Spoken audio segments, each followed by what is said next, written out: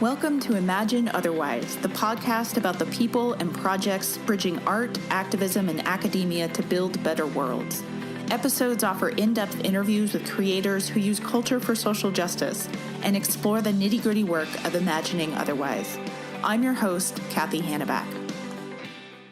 Welcome to the Imagine Otherwise podcast, which is produced by Ideas on Fire, an academic editing and consulting agency helping progressive, interdisciplinary scholars write awesome texts, enliven public conversations, and create more just worlds. This is episode 20, and my guest today is Lynn James. April is a writer, performer, and designer of whimsical things. Her research interests include 18th century music, Baroque dance, and operas composed by women.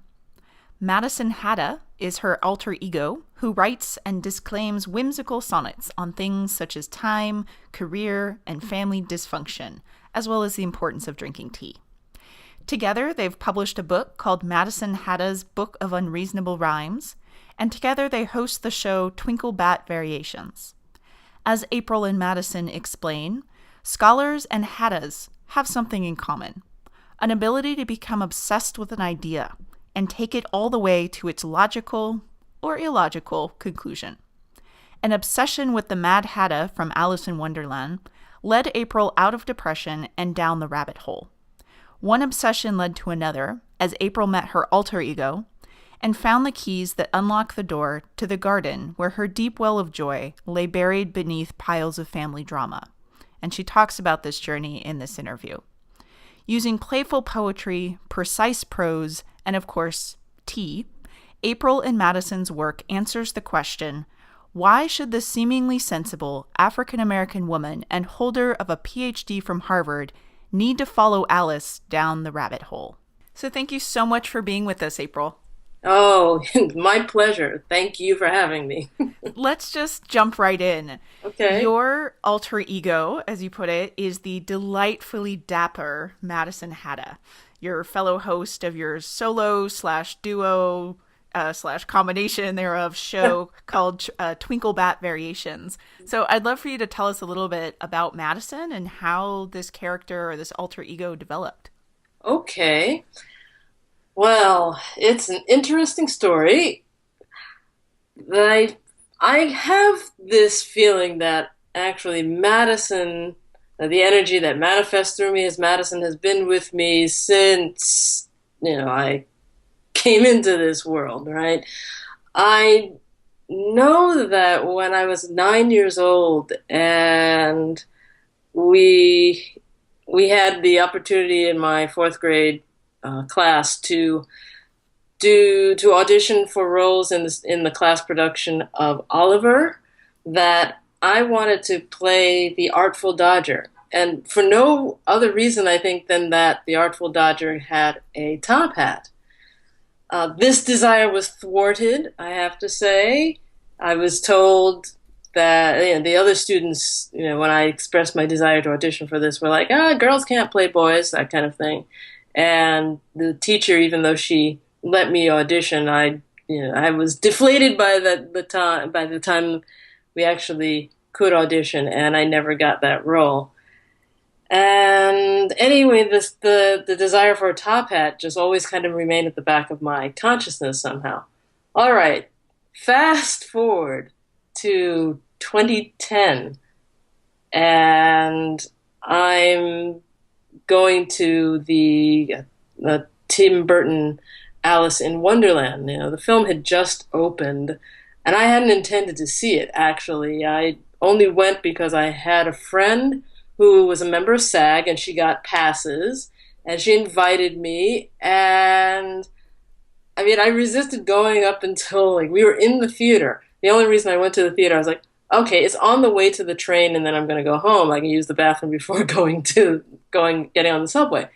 Well, I decided to stay and see the film, and that film absolutely reawakened a sense of wonder and innocence and mystery in me that I had sort of lost touch with all the graduate, doing my PhD, that whole Ivy League experience of a PhD, trying to run my own opera company, the illness that I had to help my mother navigate, just a whole lot of things had kind of quashed a sense of joy in me. And this film reawakened that. And it was in the middle of the film when Alice goes to the where the tea party scene begins, the mad tea party scene begins. She goes to the table, and the Hatter's there at the far end, and he wakes up, right? As his face fills the screen, and he sees her approaching, and his face fills with joy and anticipation. Like, this voice inside my head went, "That's me," and I was sort of I'm watching the movie and I'm hearing this and I'm like, what? Huh? And no further comment at that moment, but okay, I just kind of said, okay, well, that's interesting, and didn't think much of it until really over the course of that summer following seeing the film, I just gradually became obsessed with the Mad Hatter and with the works of Lewis Carroll, especially the Alice books. And I found myself, buying, Mad Hatter merchandise and, seeing really, like, I had ignored the advertising because I'm really good at ignoring things. So I had ignored all the advertising leading up to the film, but now I was like seeing it everywhere. And I bought the DVD when it came out of the film, and I watched that DVD every week for like something like a year. Okay, I just couldn't get enough of this film. And so then the summer following, so now we're talking June 2011. I'm on my Mac and I'm looking on the web for wallpapers to download, to put on there that are stills from the film, because I want to have that on my computer. And I find one of them that I liked, and it had a poem on it. And the poem was written in this sort of, I guess, Mad Hatter-like voice. And I looked at it and I'm like, yeah, that poem's all right. And then, like, again, that little voice pipes up inside in my head and goes, I could do better. And I'm going, and I'm looking around like, what? Huh? What do you mean? And the voice continues, well, look, it's not even a proper form. It needs to be a sonnet. So I'm going, well, okay, I haven't written a sonnet since I was an undergraduate at Queen's College the first time around. Let me look this up and see, what the form of a sonnet is. And okay, well, give it a shot, right? So I look up, I have a copy of the Oxford American Dictionary there. I look it up, sonnet. 14 lines. That's basically all it says. I'm like, all right, I could do that, I guess. So I pick up a piece of paper and a pen, and I'm like, so we start writing. We start rewriting that. And before I know it, we have our first sonnet, which is If I Were Not Mad. And that's basically how I got to know Madison, because the name Madison Hatter came right after the sonnet. And I'm going, Madison Hatter Sonneteer, okay. And that's really how it began. That's incredible. And now you have a show, Twinkle Bat Variations, right? Mm-hmm. Yes, and the show kind of grows out of just, well, I've done 20 minutes of it. I performed 20 minutes of it for the Lewis Carroll Society of North America conference back in 2014. And the show grows out of my trying to understand Madison and my life and explain it to other people. So the title comes from the fact that Madison has written a variation on Twinkle, Twinkle, Little Bat. If you know your Alice in Wonderland, the poem Twinkle, Twinkle, Little Bat, How I Wonder What You're At is part of the Mad Tea Party scene. And we have a set of variations on that. And the show is, the structure of it is sort of me, and then we take a trip to Madison Hatta's Peculiarity Tea Shop, where Madison introduces the audience to a great variety of peculiarities. And, because Madison does have this obsession with tea. And then it eventually transitions back to me talking about Madison. And right now we're sort of like in that limbo stage with the show where it's like, okay, we've done parts of it a few times and now it's resting and we're going to see what happens with it next. Nice. Mm-hmm. So you also just have a book that just came out called Madison Hatta's Book of Unreasonable Rhymes. Yes. Does that come from the show? Is that different? What's that book about? So that book is just the first 26 of over 200 sonnets that Madison and I have now.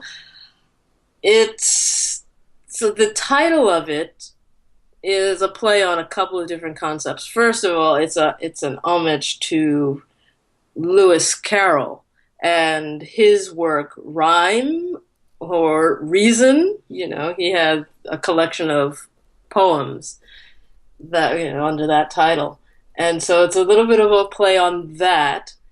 And it's also it's the sonnets, while they are on such themes as madness, time, career and family dysfunction, and the importance of drinking tea. They take I'll say, the ups and downs of my life and my emotional state, and they look at all these things through a wonderlandish lens. And with great humor, Madison turns all these things around so that instead of crying about all the stuff I've been through, I can actually laugh about it. And what I found is that whenever I talk to people about Madison, they just immediately perk up. Everyone's just like, wow, everyone just starts laughing. I'm like, okay, this is a sign that this is important for me to keep doing and keep allowing it to happen, because we're contributing to the lightening and enlightening of the world through the sonnets and through the show and through the whimsical things, the postcards and the art and stuff that I design. It's all about bringing joy into what might otherwise appear to be very harrowing situations. So your work is so incredibly varied, and it's one of the reasons why I was so excited to have you on this podcast. Mm-hmm. In addition to being a writer, a performer, the artistic creator of whimsical things, as you just explained, you also founded an opera company, the Maria Antonia Project. Mm-hmm. And I know you've done extensive work around the area of opera. What drew you to opera? Well, I've always been a singer. I came into this world singing, I like to tell people, because one of my earliest memories was sitting on the swing set in the backyard of my parents' house and just singing at the top of my lungs. I think my favorite song as a child was Sing a Song, right, by the Carpenters, or by Karen Carpenter. And I used to just sit on the swing set in the backyard and sing while swinging. And I primarily consider myself as a performer a singer first, because that's always been my primary form of expression.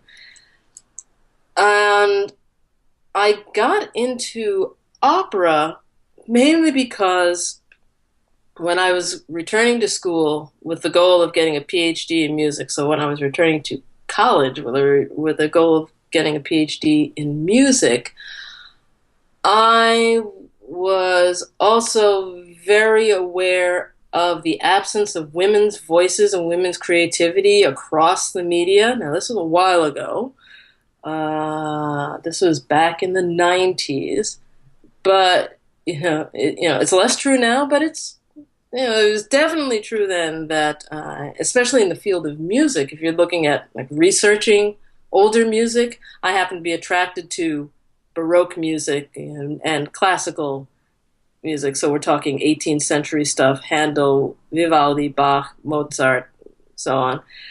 And while I love all those guys and they're fantastic, I found myself wondering, hello, where are the women? Because 50% of the population of the world is women. Why is it that 50% of the things that we know about aren't by women, And so I went back to school and then to Harvard to do something about that. So I figured that opera would be the way for me to do it because I would be researching music that I would then be able to perform. And so that's how I got into opera. It wasn't really for a love of opera so much. It was more for, I sing. I want works by women to get out there. And if I can do that with my own body and voice, that's what I want to do. Wow. So from opera to Harvard to Alice in Wonderland, and now you're working on a librarian degree. Yeah. Tell us a little bit about that journey. That journey. The shortened version. Oh, the short version. The podcast length version. The highlights version or the lowlights version, depending on. So, yeah, I got my PhD from Harvard in 2002, and I didn't really want to go into the professorate right away because I didn't like what I saw of it when I was in graduate school. And I mean, I kind of said, well, maybe when I went into graduate school, I thought maybe I want to be a professor, but I'm not really sure. And then by the time I got out, I was like, I gotta give that some even more thought. So I actually got a couple of performing jobs right away because I happened to also be a juggler. So I got some jobs that enabled me to perform and tour as a juggler for a couple of years. I love that you throw that in there, like, oh, and by the way, I'm a juggler, like everyone is. You mean everyone is? Wait, like you got singing, you got opera, you got juggling, you got performance art, you got poetry, you got sonnets. You are just incredibly talented.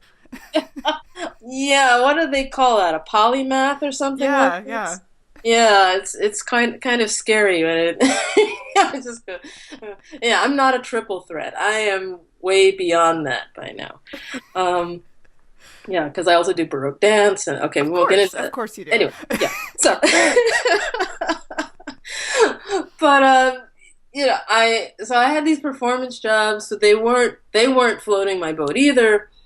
I moved back to New York after Harvard and wound up taking some administrative work in a nonprofit to support my operatic ambitions because I left those juggling jobs to really focus on building the Maria Antonia project and found it incredibly hard in New York to try to found an opera company, one, by myself, and two, without really understanding the lay of the operatic world. That's the modern classical music performing world is an entity to itself, and then the opera world as part of that is even more of an entity to itself.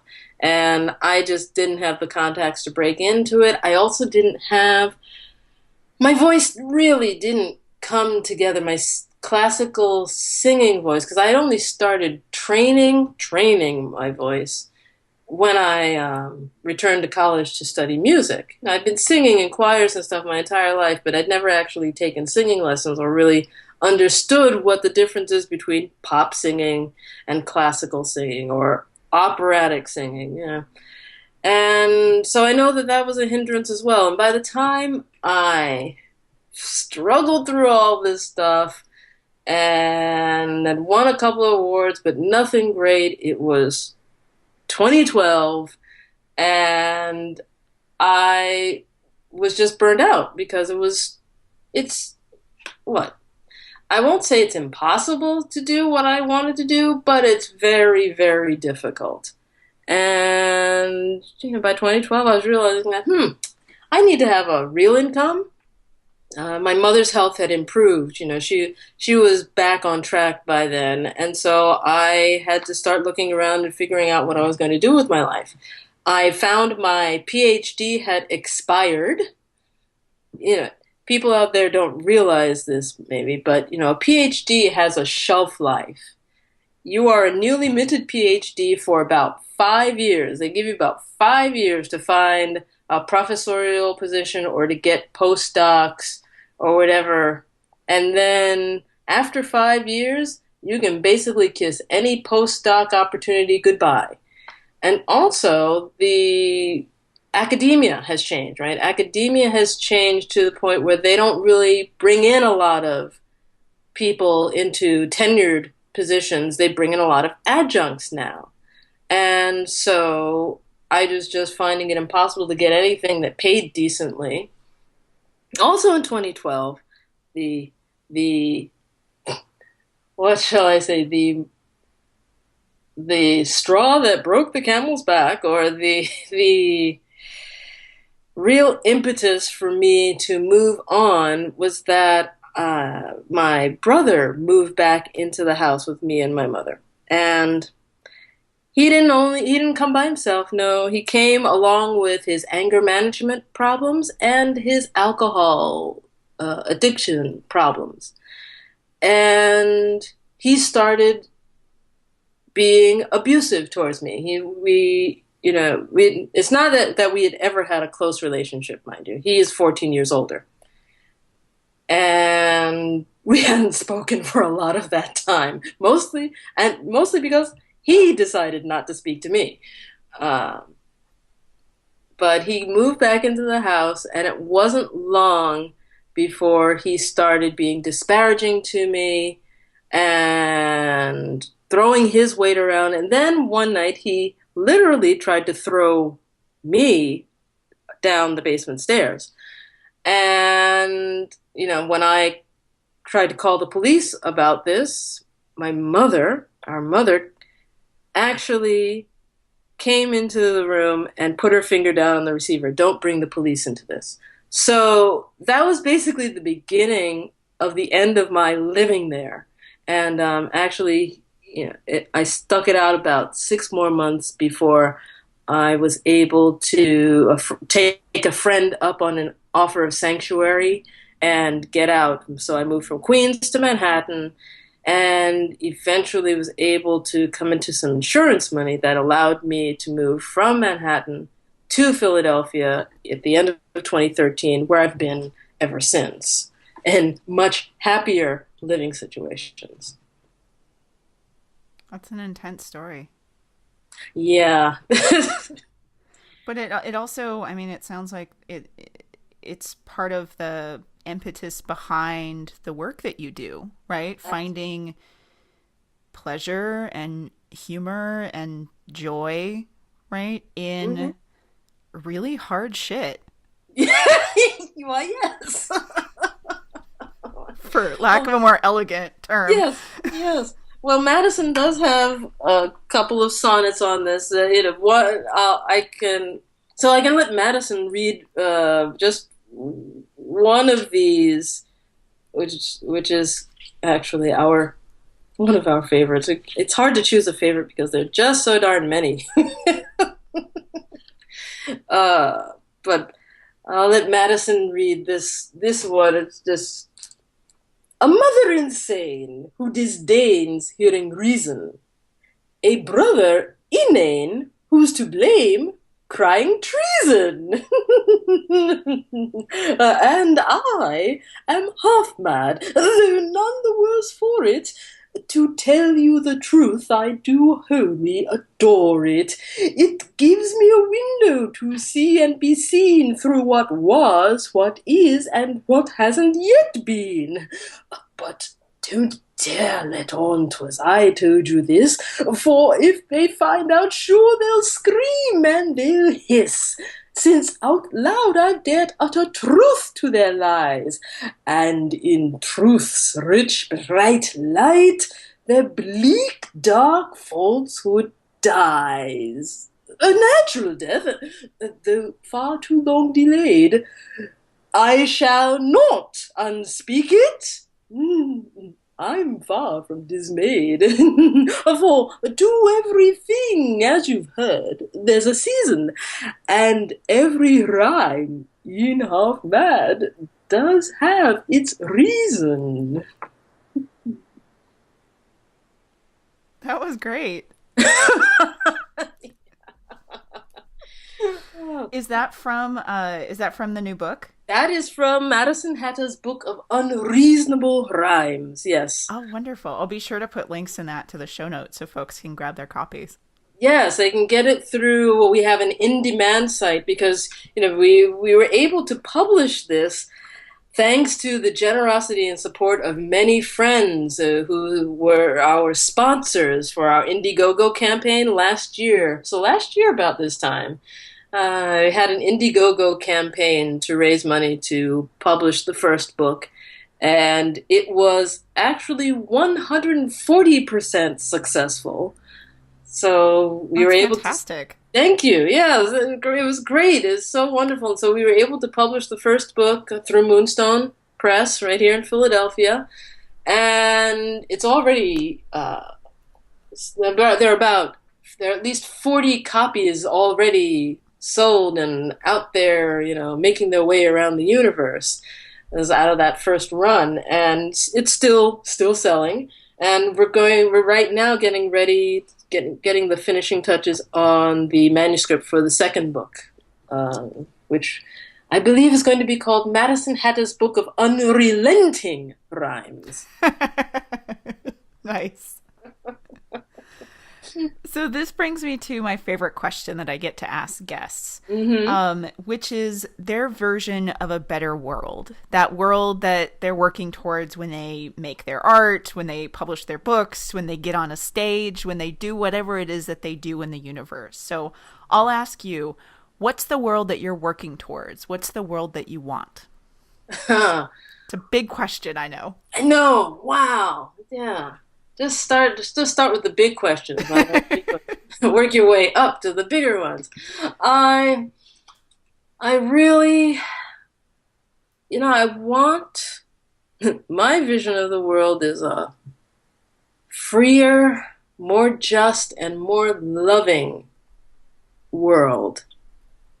A healthier world and a more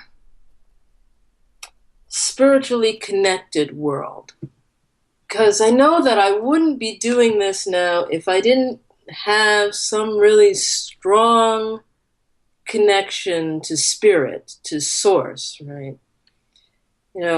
What Madison is the inspiration. It's the spark of inspiration moving through me and manifesting how Source wants these things to manifest through me. I think in many ways I like to think, my metaphysical view of the world is that we are all sort of facets of this great divine energy. And it has an idea of how we are supposed to root ourselves and then blossom, and blossom forth as our individual selves in this world. Yet we are all connected because we are all connected to that source. And the more honest I am with myself, the truer I am to what moves me, the truer my art is, and the more I can help other people see that they too can create. They too are moved by this inspiring power. It's like I don't like to view artists as separate. I don't like to have art be up there on a pedestal somehow separate from our everyday lives. We have our everyday life, and over there is art. No. Art is part and parcel of our lives. We are all creative. And if I can be inspired, and look, I saw a film, and a film reawakened my dreams, right? Reawakened me. Now that can happen to me. That can happen to others. And even what my research on operas composed by women, and I did this exhibit for Harvard the year after I finished, called Operas Composed by Women, 1625 to 1913. We inherited a bunch of scores from a professor emeritus. No one had curated these or looked at them in at least a century, so they asked me, the head of the library asked me, if the music library at Harvard asked me if I would do that, and I said sure. And I curated this exhibit, which stayed up for more than a year, stayed up way longer than they'd expected it to. I then turned that exhibit into a talk that I toured around New York State for many years, and I've since turned it into a LibGuide that I have been showing to various people in the library field, like, hi, can we make this permanent somewhere? Because people still need to know that women wrote operas. They still need to get this stuff and perform it. This needs to be out there. And, I originally thought that I was doing my PhD and then the subsequent research, to help these other women to get the voices of these other women out there. But the more I look at it, the more it seems to me that, yeah, that was part of it, but it was also to just have all these examples of other women who believed in themselves, found the courage to believe in themselves, and get their voices out there. And that they had the courage to do it, that means that I have the courage to do it, and I can do this too. So that's, what I want for my life, is to help others find their voice.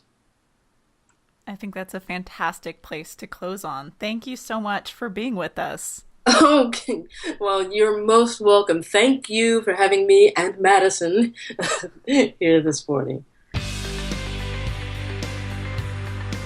Thanks for listening to another episode of Imagine Otherwise. Be sure to check out our website at imagineotherwise.com to listen to full episodes, read show notes, and see links to the people, books, and projects discussed on the show. You can also subscribe to us on iTunes.